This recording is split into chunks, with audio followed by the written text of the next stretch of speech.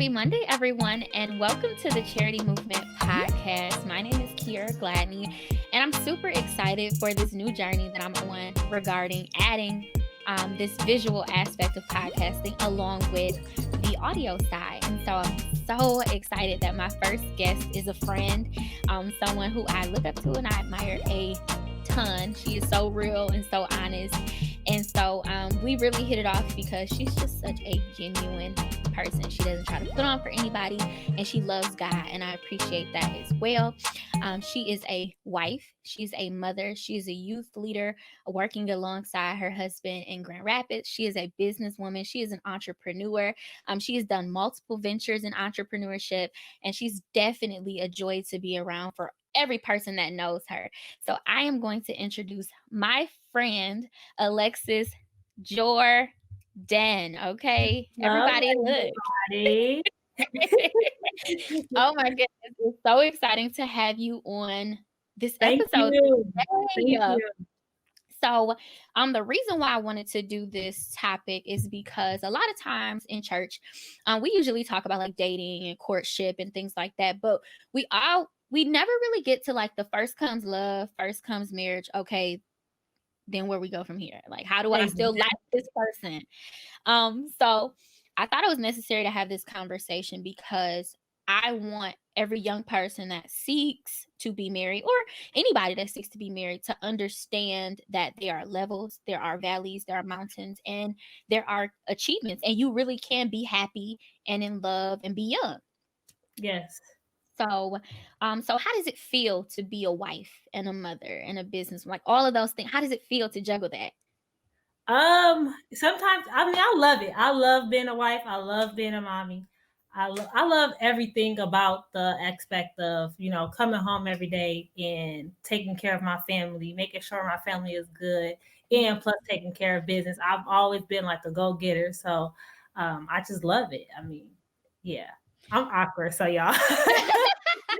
You are doing just fine. So I'm glad that you talked about how you loved taking care of people, because I think that is a heart of a servant, especially in church as well.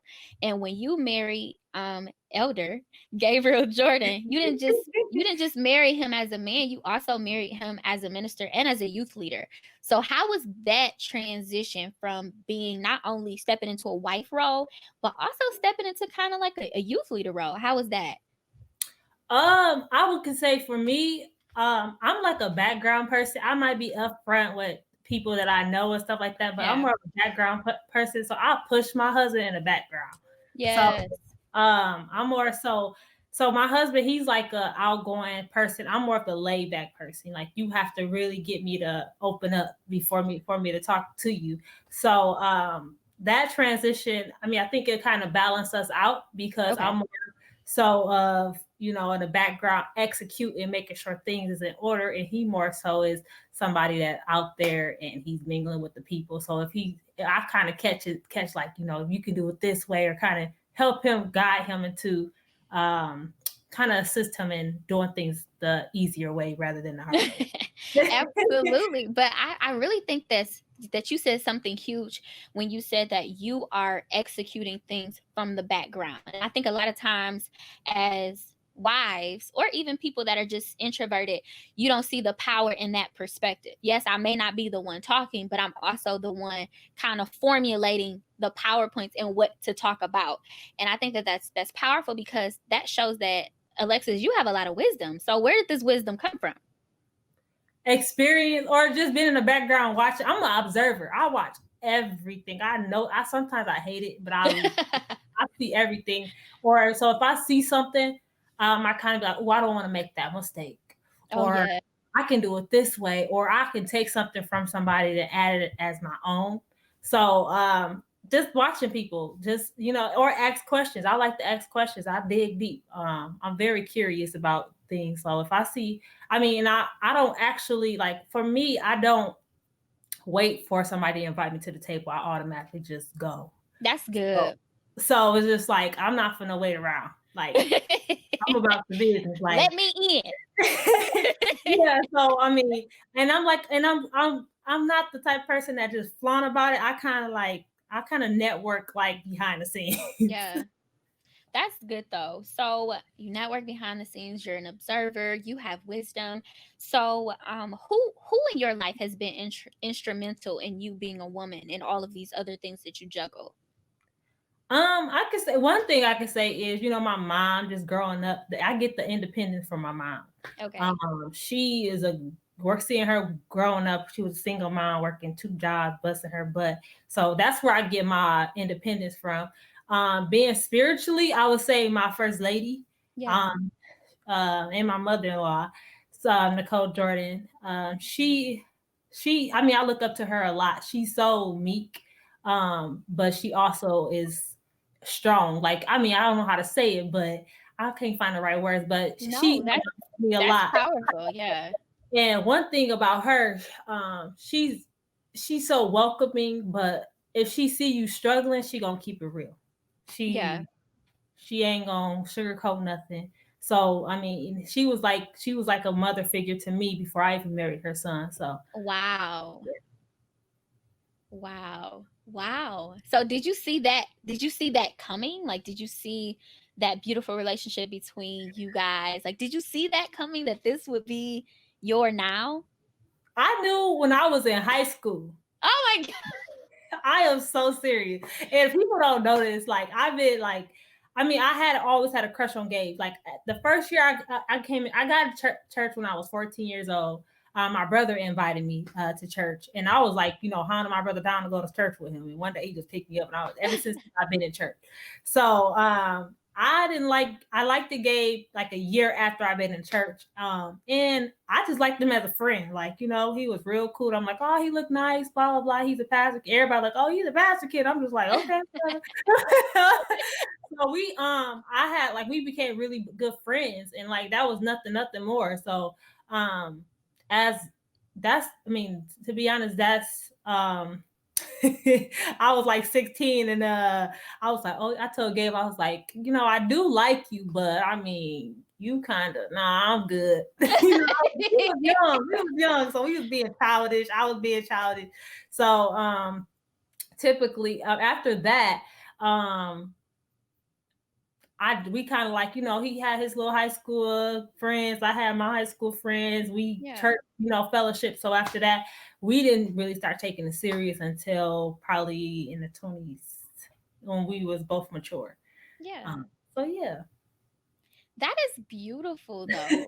Like, Yeah. seriously. Like, how many people have that story that you just, okay, But I well, knew I'm just always gonna. in the back of my mind that was my husband. Like, I used to be like, oh, his dad used to say it to me all the time. Oh, like, you gonna be a first lady. And I used to be like, whatever.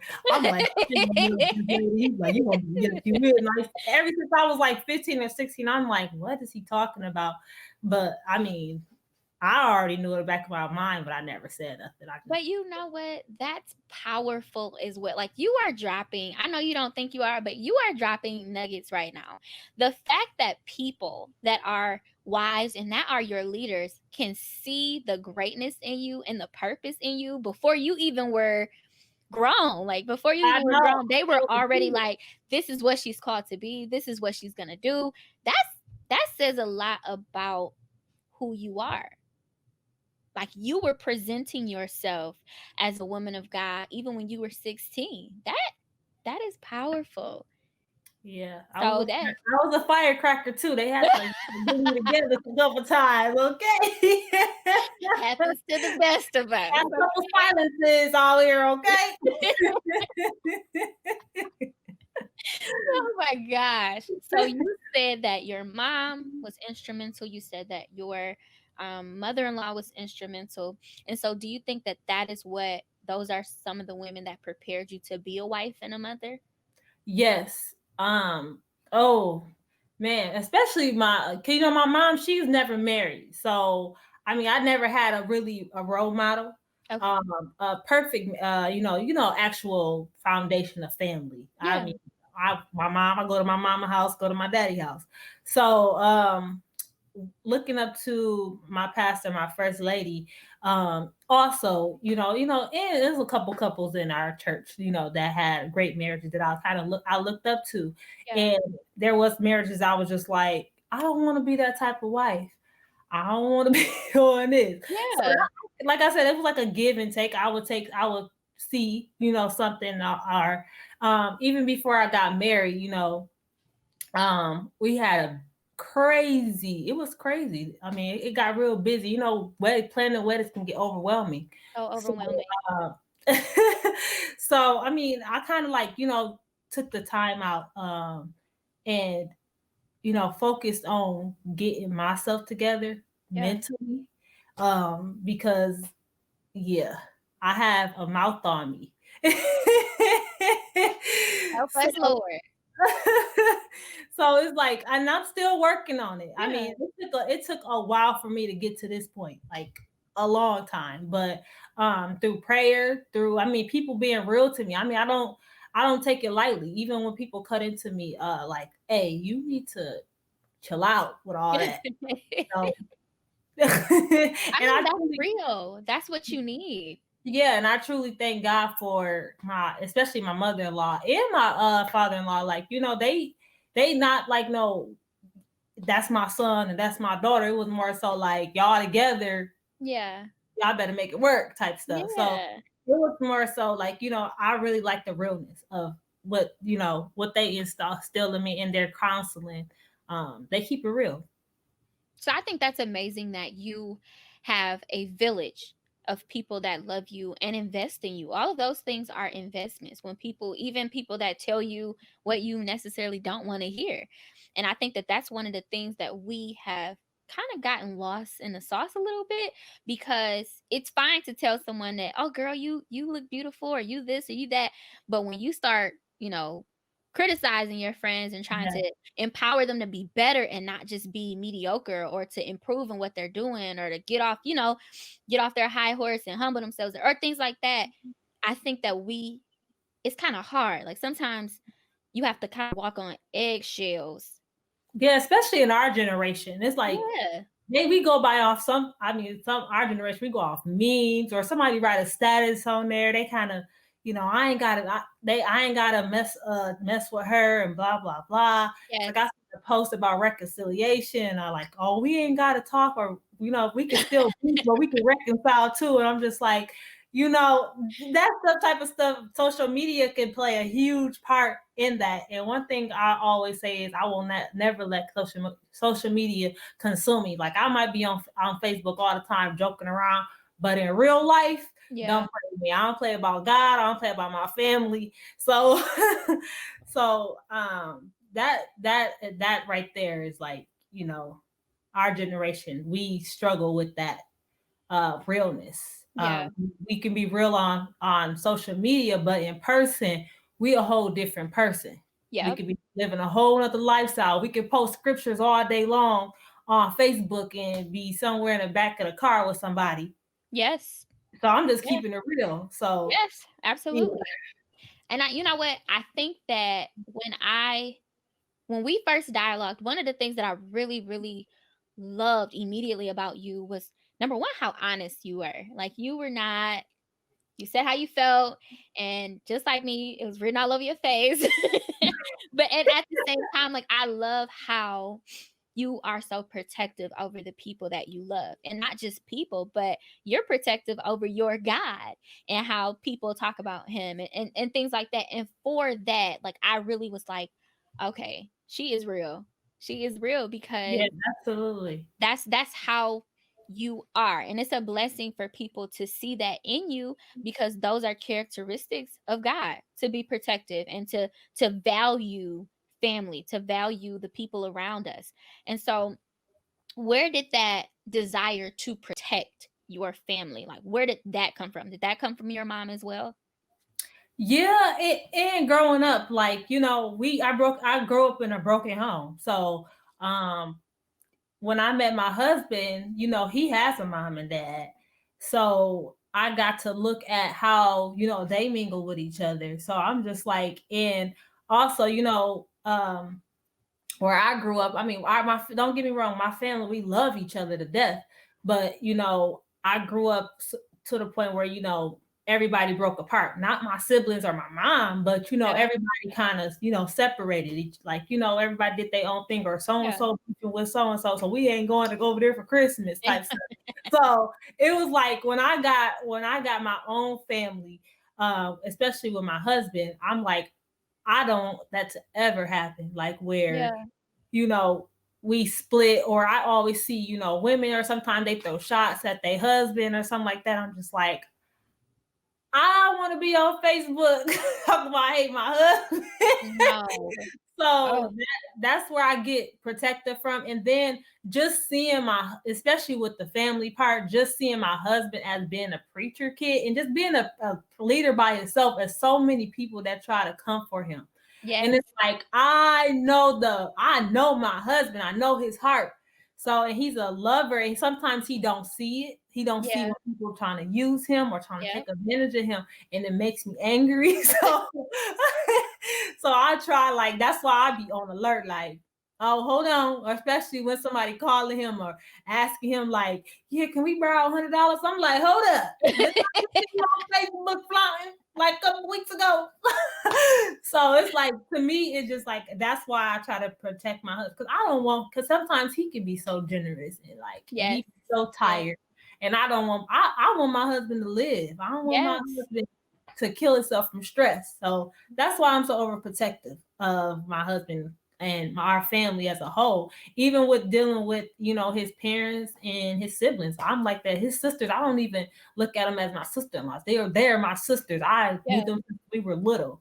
So I'm loyal. Period. Yeah, period. I think that is beautiful. I think that if when my husband hears this podcast, he's gonna be like, see, this is what I'm talking about. All your friends sound alike. That gay gonna talk about some, man. He talking about some. Everybody be cracking up like, your wife, you is so different than your wife. My husband, like, that's what keeps me on my toes, though.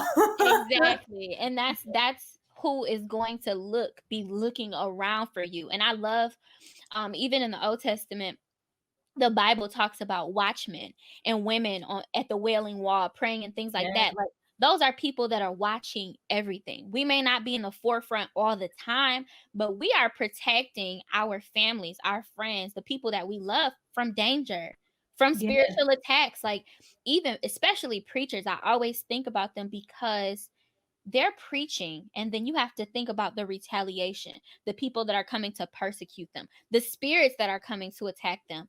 And what if everybody is talking about them, who's in the background praying for them?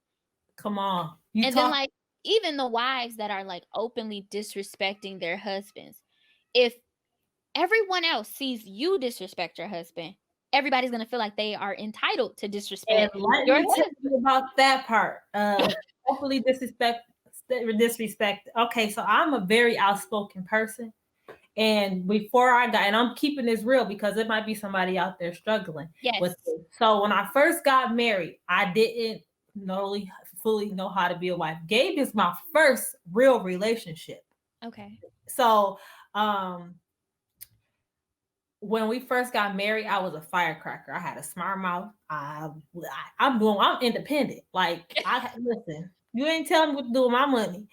So, even when in public, sometimes I can do something or do a gesture, or I might say something like, you can tell we was at the beginning of our marriage. It's like, you could tell, like, it was some frisk, like, people could tell. Mm-hmm. And I remember his mom had said to me, she said, one thing, as a woman, you never want to make nobody look like, your husband and you and y'all at a distance, because that's going to allow the enemy to come in between y'all. Yes. So that's something I struggle with at the beginning of our marriage. And up until probably, I would say, the beginning of this year, that's when I was like, okay, I need to really watch it. Because my husband is out here preaching, he praying, and I don't want to be the cause of my husband, struggling and preaching and stuff because he got trouble at home. Yeah. So that's something that I truly work on, and I try to, anything, if we have having a disagreement, I try not to show my emotions or let emotions overwhelm me. But if you are struggling out there with that, get some counseling. Repent. Go get some counseling. Oh my goodness. No, but seriously, I struggle with that. I struggled bad with that. Rolling my eyes, I used to be like, "Oh my gosh!" Like, oh, I'm impatient. Or we drive together to church, and he trying to do something. I'm there looking at him like, "You need to come on. I need to get home." Listen, okay, the Lord, listen, the Lord. And it's like, no, you gotta pull him to the side and do it a little discreet, like, honey, I need to get home. Me, I should be like, no, you better hurry up with the keys. I need to get the car. And that's how it was. And I had to like, I'm as a woman, I'm learning how to just actually like do it with grace instead of Yes, I with think that's attitude. powerful. Oh my goodness. I think that that's even powerful with your your mother-in-law and how she pulled you aside and she told you basically to protect your husband and not to argue with him in public and things like that and to do it with grace. I remember having, basically that same conversation with my pastor's wife, and I remember her basically taking me under her wing from the time that we got engaged to the time I went over their house. I slept there when I was pregnant. Like, they just were very instrumental in teaching me how to be a minister's wife and a wife in general, because my whole mindset is just like you. Like, okay, church is over. You still gonna expect me to cook a whole meal, so we need to Okay, get up, out of here, because 9 times out of 10, especially before the pandemic, we gonna have a second church service and a third church service to run to. So exactly, I'm gonna be hungry. And so, exactly. my husband is one of those people that's like, I want to be there when the church open. I want to be there when the church That closes. is my I want to husband. do all this stuff. I want to work hard, and I applaud that. But it used to make me so mad. And Yes. so my pastor's wife pulled me to the side and was like, "Listen, he's doing his job. You do a job in the church, and you do all these things, and you're a minister too, but he has to do things to support the pastor, and you have to understand that." So she said, "You got two you got two ultimatums." She said, "One, you sit here with grace and make sure you have some snacks in your purse, or two, you drive your own car." And Right. I was like, Listen, I don't know which one to choose. So if you don't want to go home by yourself. right. I wanna go together. I wanna Okay. go together. So I really just had to learn to compromise, and sometimes I still have to catch myself, because sometimes I just want Yes. what I want. But then I have to transform my mind and say, "Listen, it's not about us right now. It's about the Lord. It's about him really wanting to serve, because I would rather have a man that's serving the Lord and me Uh-huh. having to take the back burner, rather than for him to make me his everything and then leave God out the picture, then we living in chaos." Yeah, So, yep. I mean, Yep. for all the women out there, you want to be married, you got to learn how to compromise, especially when it has anything to do with Jesus. Absolutely. Yep. Ooh-wee. So, okay. So this is one of my favorite moments that I've known you. And I don't think I've ever said that to you in person other than when I sent you the questions for this podcast. I knew that you had started a business about like a hairline. And I saw that it was basically like jumping off. Like, people were ordering, people were supporting you, things like that. And after a season of time, you made like a status or something, and you were basically saying that you were transitioning from hair to a modest boutique. And I remember coming to your church for like a panel, and you told me about how you wanted to do this modest apparel and this modest boutique, because modesty is something that you wanted to show women in church that they can do fashionably. And so I loved how you made a status that basically talked about how you were leaving just what was comfortable and you were doing what your passion was. I thought that was so powerful, because I don't see people, sometimes people stay on like the Titanic until it's drowning and you dying and you drain because it's something that you don't love to do. Yes. So how did, because that takes, number one, that takes courage, because you already know people gonna talk and say whatever they think is happening. So Yep. how did you do that? Because I thought that was so amazing. Like, so serious. I thought that was so amazing. So yeah, so with that, I was doing like a business course, and I had business mentors. And I was, when I went in, I'm like, yeah, I'm Lexi K Beauty. I sell bundles. 32-inch. See me, I'm the hair plug. So that's how I was. And people, I was doing really good in it.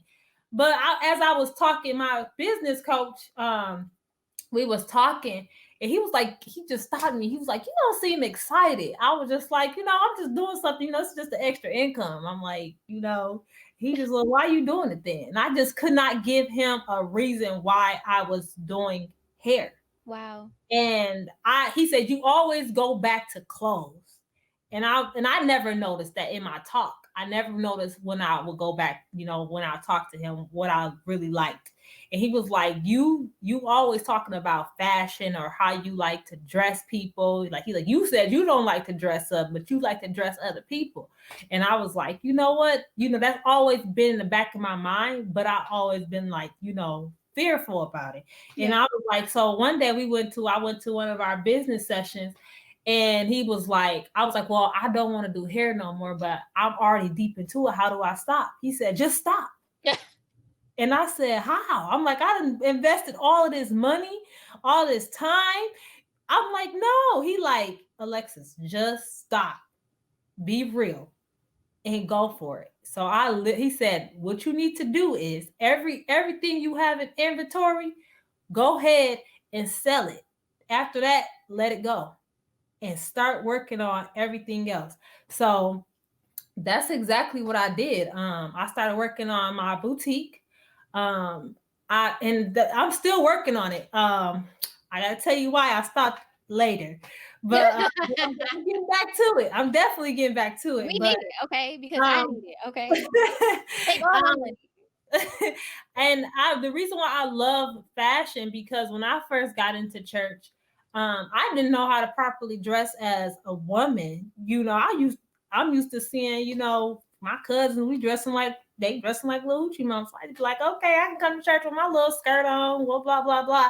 But as I got older, being into church and just I'm like, you ain't gotta dress like an old lady just because you in church.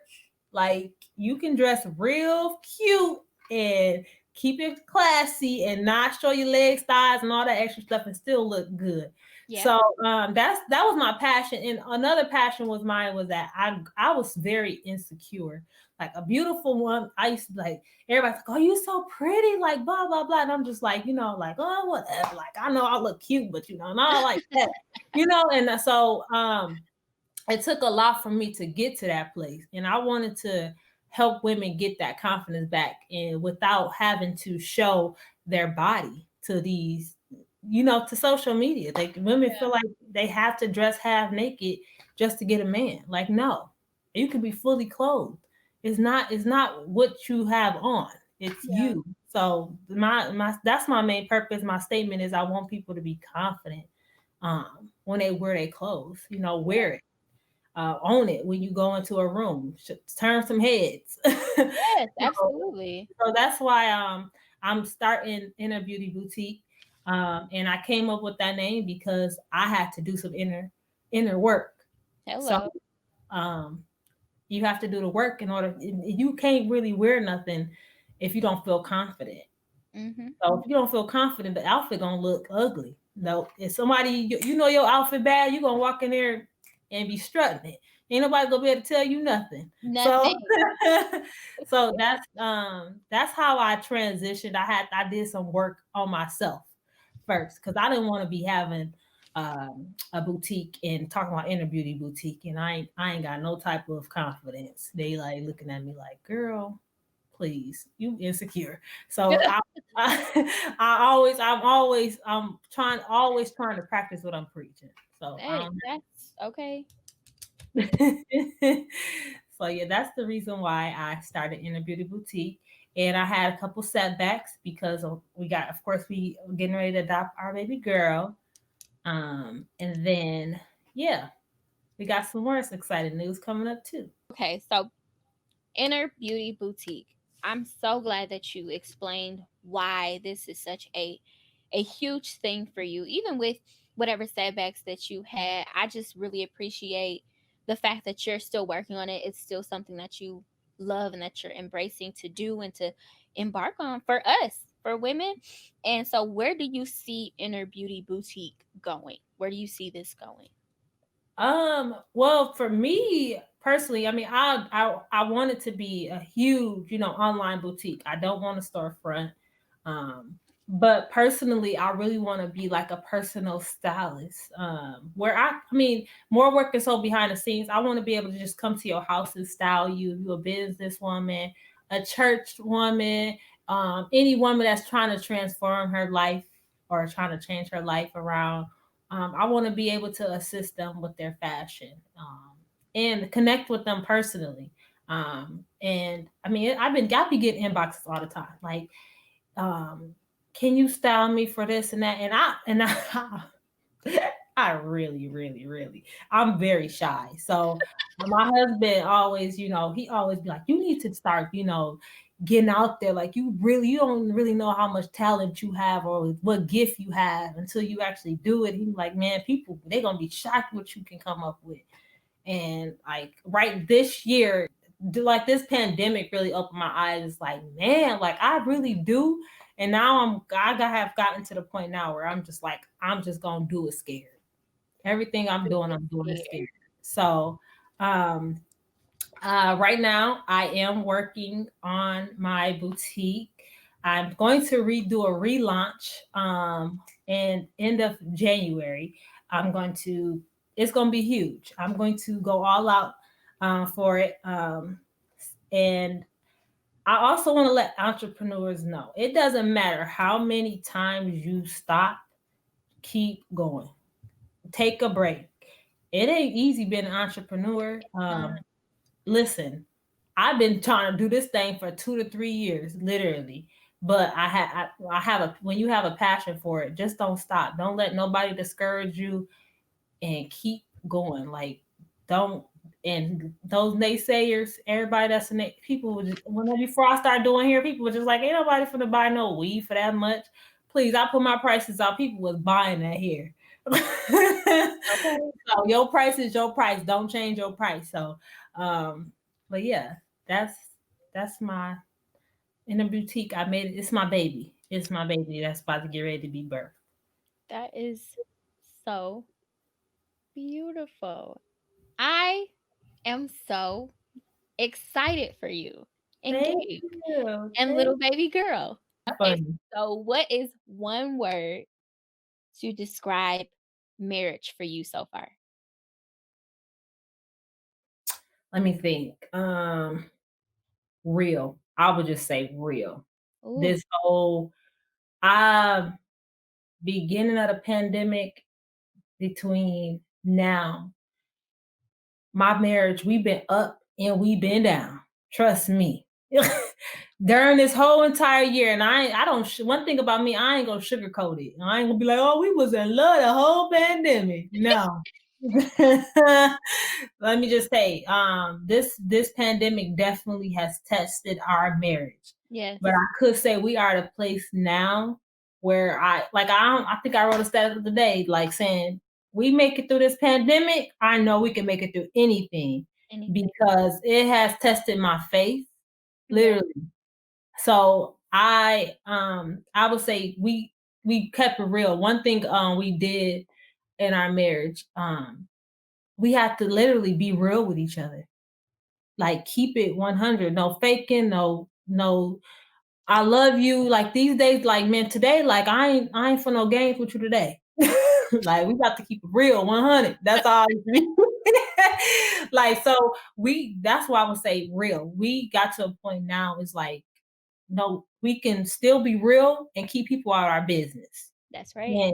And be transparent. Like if somebody was to ask me, "Oh, do you and Gabe have a this?" Oh, girl, please, yeah. I ain't gonna be telling we up here in this house, but hey, how you doing? No, mm-mm.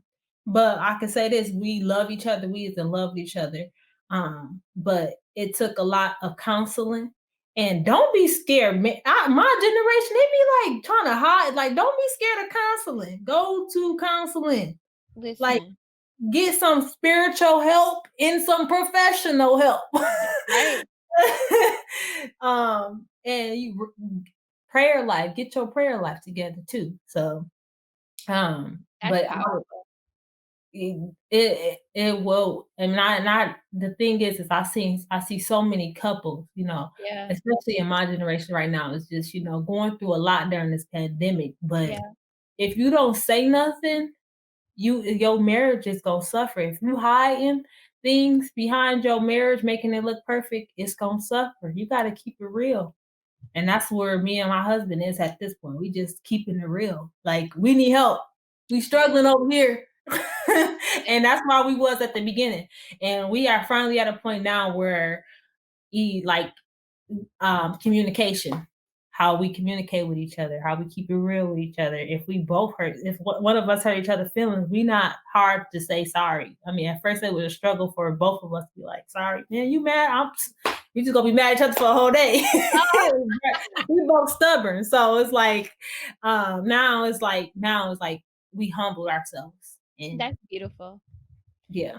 That's beautiful. And I would say that that is so true.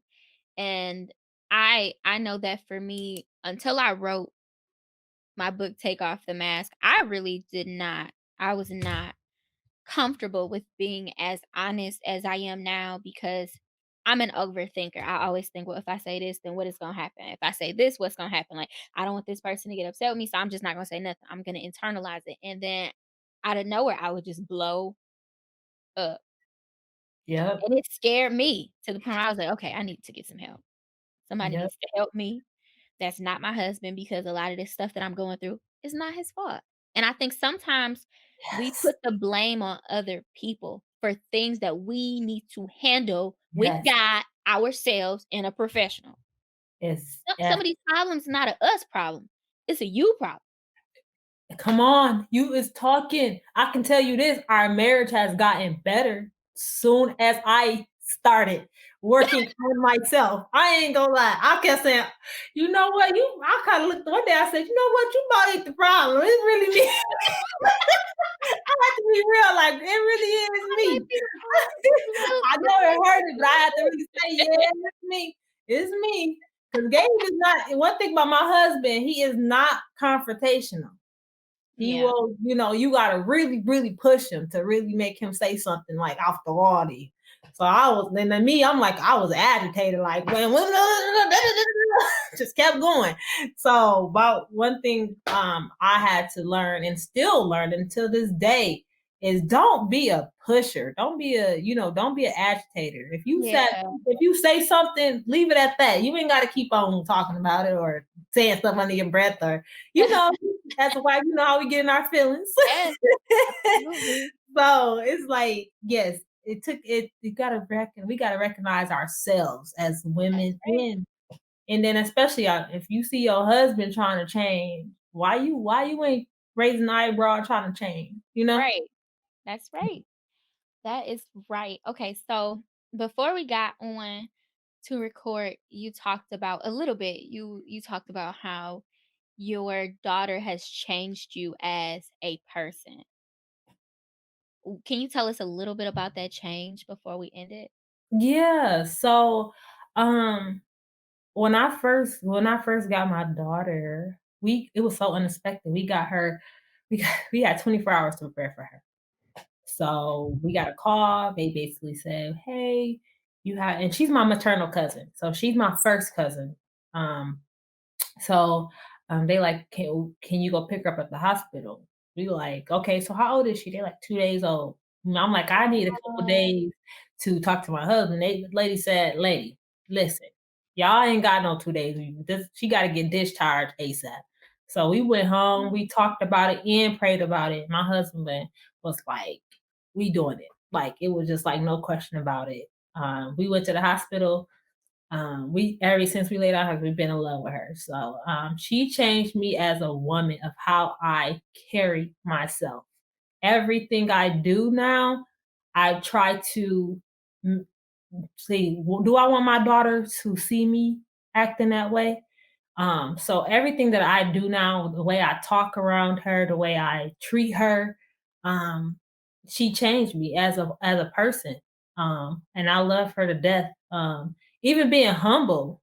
like, allowing somebody else to help me, because how I grew up, my mom was a great mom, but she wasn't saved either. Yeah. So, um, just allowing somebody, to show me or let me know how to raise.